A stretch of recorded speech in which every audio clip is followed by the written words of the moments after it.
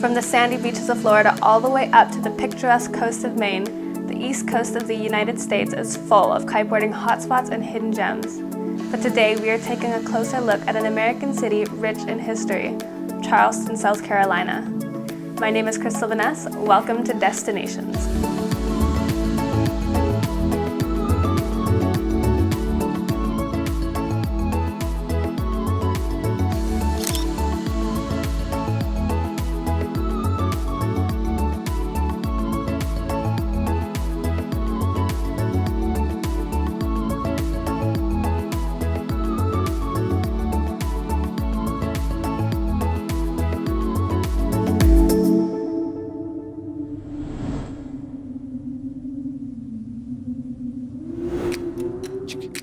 Here in Charleston, it's not just the wide variety of kite spots.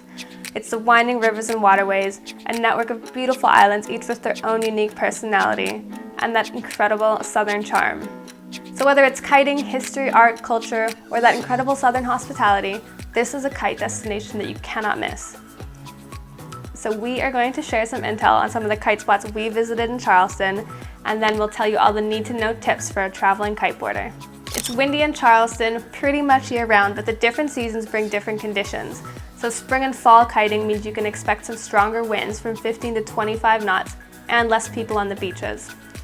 Summer kite conditions mean lighter winds, so bring a foil or a surfboard or your bigger kites, and be cautious because the beaches can get very crowded in the summer months.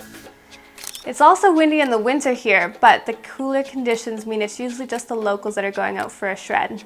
The climate in Charleston is subtropical, so you can expect hot, humid summers and very gentle winters. If you're coming in the summer, you'll want to pack for both city life and beach life, so definitely a lot of beach clothes and warm weather clothes, but you'll want to bring a raincoat. The water temperature here also varies, but it's typically quite warm, so you can go kiteboarding without a wetsuit for most of the summer months, but if you do get cold easily, you may want to bring a thermal top or a light wetsuit for those shoulder season months.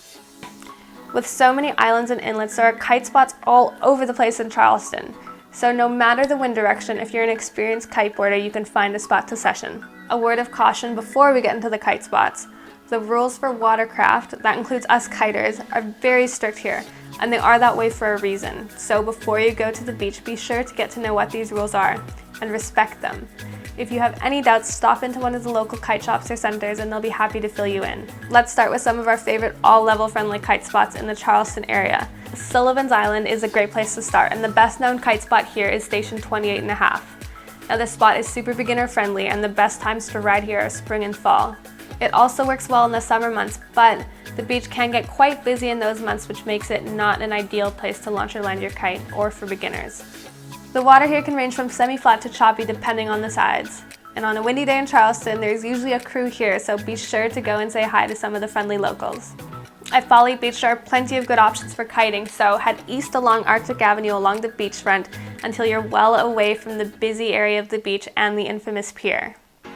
There are plenty of options where you can pump up and ride here, but as always, if you're not really familiar with a spot, it's better to go out and ride where you already see kiters going. Watch out for the rocks on the beach here and any submerged jetties in the water. Folly Beach County Park is another great kite spot that works for every level of kiter. There's plenty of space on the beach and on the water, and this spot works in almost any wind direction. There is a paid parking lot here at the county park, but it is well worth it to ride in this spot. So the kite surfing zone is at the very far end of the parking lot past the swimming zone.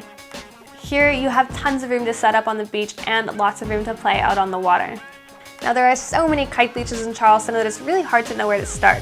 So for more information on these kite spots and to find out a bit more about the rules and regulations, check out our detailed spot guide, so you can click on the little eye in the corner of this video to get there.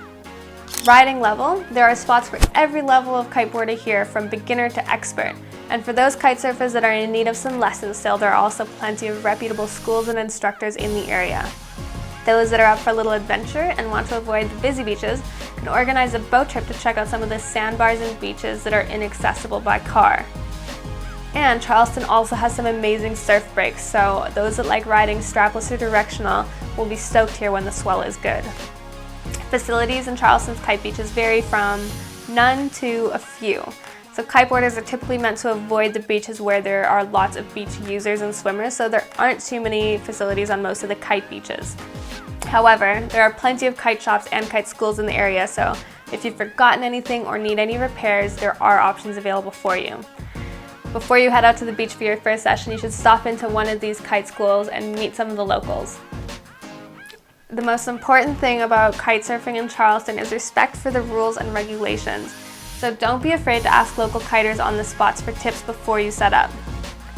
Everyone here wants to keep these beaches safe for everyone, so stay well away from the swimming areas and other beach users. Other people on the beach always have the right of way over kiters. Have you been to Charleston, or is it on your to-kite list? Leave us a comment below because we would love to hear about your experiences in this spot or why you want to come here. Before we get into everything else you need to know before your visit, don't forget that we have a written spot guide with plenty more details on kite surfing in Charleston. So you can find that by clicking on the little eye in the corner or click on the link in the description of this video. Our trip to Charleston was done on a bit of a whim. So we were up in Hatteras and ran into a light patch in the wind and decided to go on a bit of an adventure. Now we had met one of the OGs of park-style kiteboarding and Chucktown local Davey Blair, and we knew if we headed down to his home turf, he would be able to show us a real southern experience. You can read more about my experience in Charleston in my personal blog, and you can find the link to that in the description of this video. Let's start with how to get here. So one of the coolest things about planning a kite trip to Charleston is it is super easy to get here from anywhere in America. There is an airport on the spot, which means you can be on the ground and at a kite spot within 30 minutes.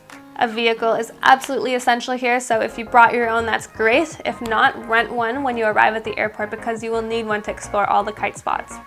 For accommodation, your choice of where to stay will probably depend on what kind of trip you want and who you're with.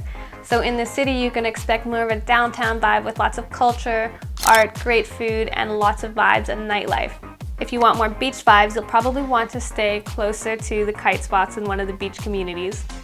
If there's just one or two of you, a hotel or bed and breakfast is probably a great option, but if you're traveling with a family or group of friends, you might want to look into a vacation rental through either a vacation rental agency or Airbnb. You can rent anything from apartments to entire houses with room for everyone. Let's talk about what else there is to do in Charleston. So this is a perfect family-friendly destination, so whether you're traveling with a group of all kiteboarders or a mixed group of kiters and non-kiters, there's something for everyone here. We spent an afternoon at Trophy Lakes, which is the local cable park, and they also have a slalom ski course and a full disc golf course. This is a great place to bring the whole family, and it's a good way to get some time on the board even if the wind isn't working. On a no-wind day, getting out on a boat to explore some of the many waterways in the area is something you can't miss, and this was the highlight of our trip. So we went wake surfing, checked out some lighthouses, beaches, and then we pulled into a marina to have a fresh crab dinner after the sunset. It's always a special experience when a new destination surprises you, and that's what happened in Charleston. With so many cool kite spots, amazing kiteboarding conditions, and really incredible, friendly locals, I know this is a kite spot I will be back to very soon. Don't forget to check out our more detailed written spot guide and the blog about my experience in Charleston, and there are links to those in the description of this video. If you like this video, please give it a thumbs up and subscribe to our channel to be notified of the next destination. Thank you so much for watching, and we will see you next time on Destinations.